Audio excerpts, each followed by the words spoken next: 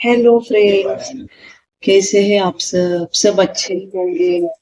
स्वस्थ रहिए, मस्त रहिए, अच्छे ही रहिए। तो बना रही हूँ डोसा।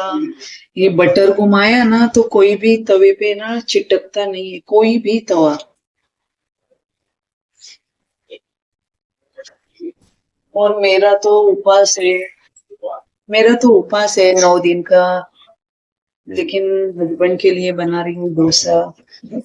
आज वो बोले मैं कुछ नहीं खाऊंगा, सिर्फ डोसे, सैलड और फ्रूट्स। तो ये देखो,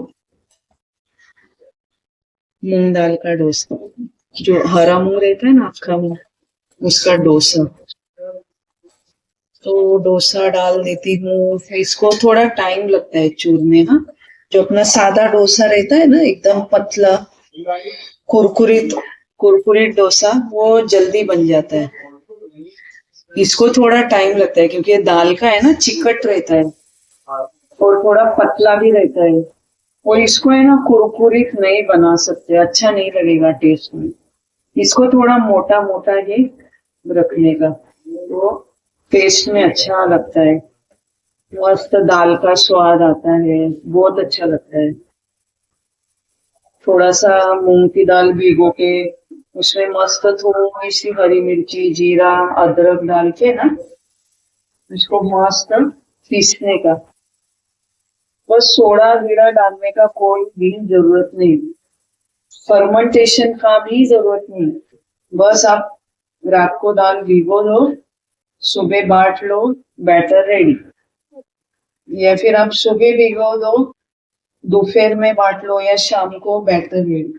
और आपको सोडा वीडा डालने का, फिर वो बांटने के बाद फर्मेंटेशन करने का कोई भी जरूरत नहीं है। इसलिए ये डोसा ना हेल्दी है।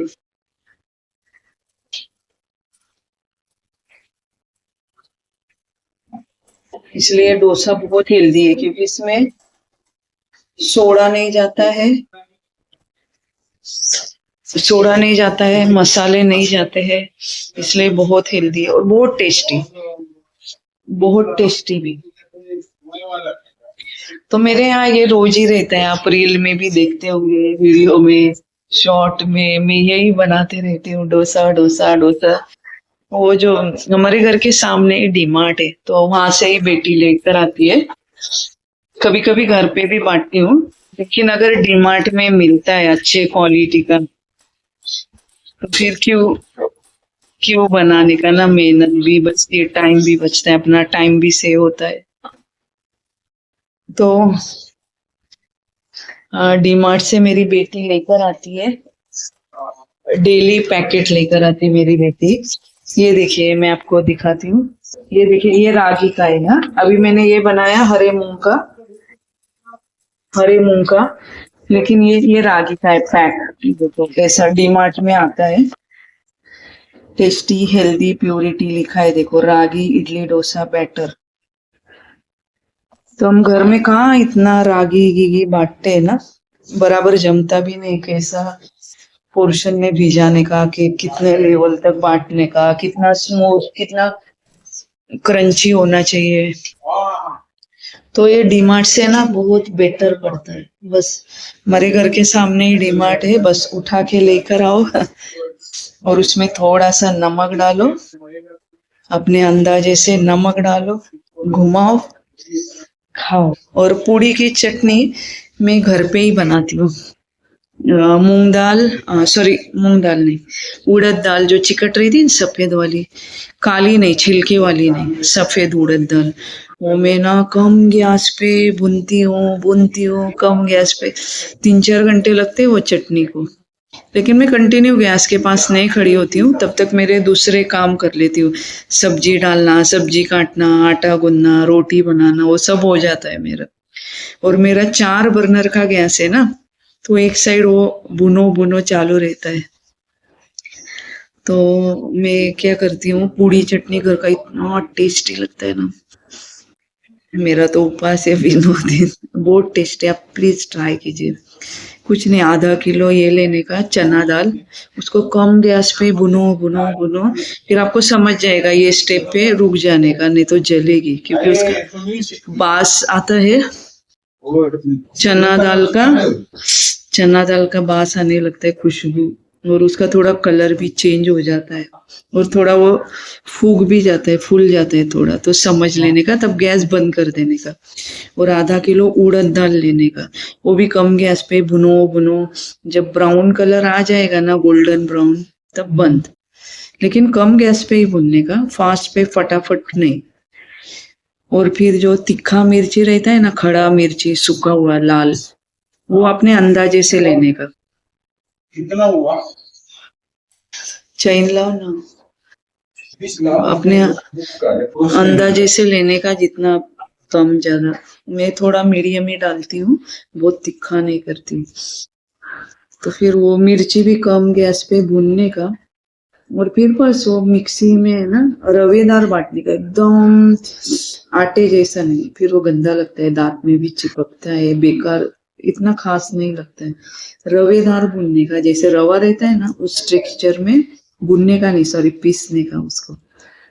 मिर्ची, पहले मिर्ची पीस के निकाल लेने की, और फिर दाल पीसने की, फिर वो दूसरी दाल, या फिर दोनों दाल मिक्स भी पीस सकती है, लेकिन मिर्ची अलग से पीसनी, फिर मिर्ची और डाल के और पीसने का, क्योंकि मिर्ची एकदम महीन नहीं पीसी जाती है, मोटी मोटी, तो थोड़ा मिक्सी मिर्ची के साथ थोड़ा दाल डालकर ना और पीसने का। और पीसते टाइम में अंदाजे थोड़ा नमक डाल देने का, या फिर पीसने के बाद वो अपन मिक्सी में से निकालते तो गरम ही रहता है ना, थोड़ा बहुत ज्यादा चलाते बंद करते चलाते गरम ही रहता है चटनी, तभी फिर आप नमक डाल सकते, या फिर आपका अंदाजा परफेक्ट हो तो आप पीसने के टाइम भी डाल सकते। मैं ना पीसने के बाद डालती हूँ, फिर दोनों अच्छे से मिक्स करती हूँ, क्योंकि मेरा अंदाजा ना, एक बार थोड़ा नमक ज्यादा हो गया था, पीसने के टाइम डाला था, तो मैं अभी पीसने के टाइम नहीं डालती। तो बस पूरी चटनी रेडी। पराठे के साथ भी इतनी मस्त लगती है ना चटनी, बहुत ही मस्त। मेरे घर में तो सब चटनी चटनी चटनी। पीछे मैंने आधा किलो चना दाल, आधा किलो उड़द दाल की बनाई ना, 15 दिन में खत्म, और 4-5 घंटे लगे बनाने, 15 दिन में चट। क्योंकि मेरी काम वाली प्रेग्नेंट है ना, वो भी इतना खाती है ना और पता नहीं, कभी मैं बाहर रहती हूँ, उसके पास चाबी है ना, पता नहीं घर पे भी ले जाती है क्या। वैसे वो बहुत अच्छी है, ऐसे पैसे वगैरह भी पड़े रहेंगे ना, तो उठा के देती है कि दीदी ये पड़ा था, दीदी वो पड़ा था।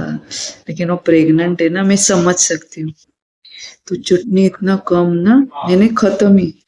फिर मैंने इस टाइम ना ज्यादा बनाई, यानी 1 किलो चना दाल ली, और 1 किलो के आसपास उड़द दाल, और लाल मिर्ची इतना इतना, और ज्यादा भर के रख दी, क्योंकि फिर मुझे इतना 4-5 घंटे में वापस से 5-1 घंटे कहाँ से निकालू। अभी मुझे कैसे दिवाली का साफ सफाई भी, और फिर ये भी सभी काम है ना, साफ सफाई, फराल, दिवाली के 8 दिन पहले ना फराल बनाने लग जाऊंगी मैं। कैसे हमारे यहाँ पे ना बाहर से नहीं आता है कुछ भी,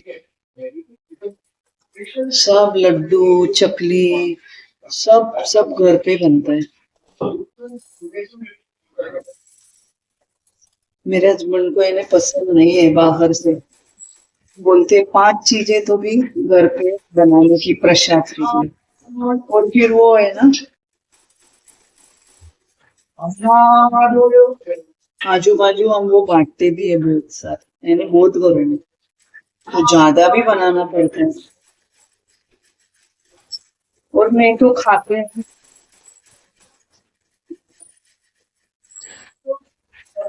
और मेरा फराल ना अच्छे घी का रहता है, घर का अच्छा घी।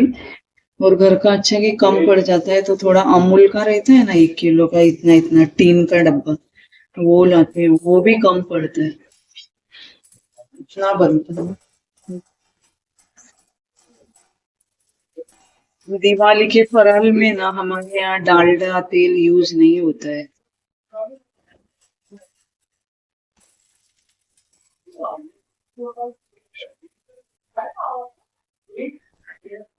डालडा तेल बिल्कुल भी यूज नहीं होता है, सब क्वालिटी का।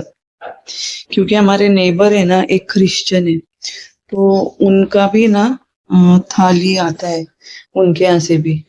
जब उनका त्योहार रहता है ना, क्रिसमस, तो उनका भी शंकर पाले, डोनट वगैरह एकदम क्वालिटी का रहता है।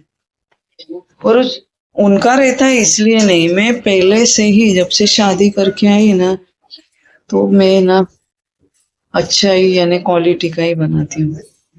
वो एक कहावत है कि मराठी में कहावत है, खाऊ तुपाशी नहीं तो राहू उपाशी, यानी खाएंगे घी के साथ ही नहीं तो रहेंगे भूखे। तो मेरा वैसा है कि भले थोड़ा खाओ, अच्छा खाओ। थोड़ा लोगों में एक साल में आप एक ही बार देते आजू बाजू, तो क्यों डालडा तेल का कंजूसी करके देने का? आप क्या रोज देते हो क्या? नेबर साल में एक बार ही देते हो ना, अच्छा ही देने का। उनको लगता है ये वायबल है तो करो, उनको लगता है ये इसमें वायबिलिटी नहीं है।